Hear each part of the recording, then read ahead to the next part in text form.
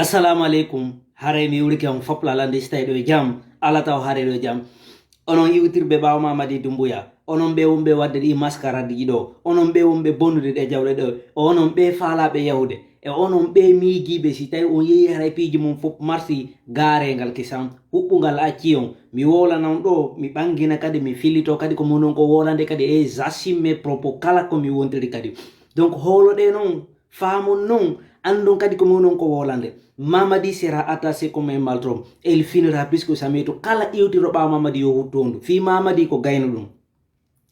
bayno mi wolani on fi Mamadi dumbuya ko gayno dum hidon sikko ko sama kala mi jokki on yire gite moden nem hande ko fewndi den do wono o journaliste yo woni yaltinirande ni révélation ni woni webbitande ni di piji do si tayno ide marno armée républicain Mamadi walata no hande ko pale mais vike ibe négligeude hibe joodade hibe mawlude bone on hibe sikkude ko jamala kino ben wadde alors que ko hore mabbe be on wadde nini fewno ka fewnde do en ala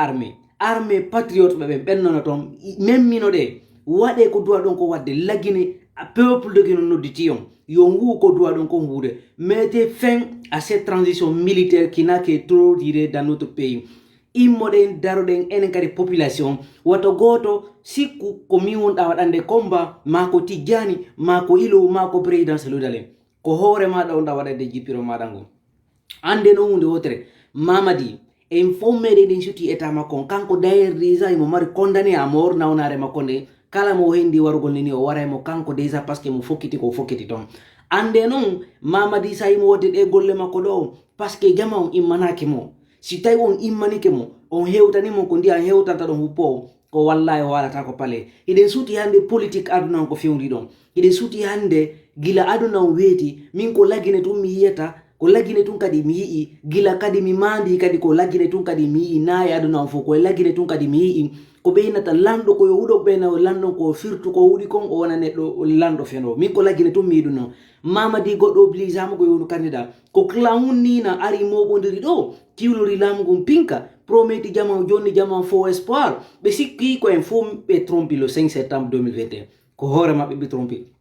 Mamadi o wudino o dansa hudi amara kamara ka la même chose gawale en fop ka la même chose be do fo mudum be yalti be woliri hundu ko mabbe din be respectali parole mabbe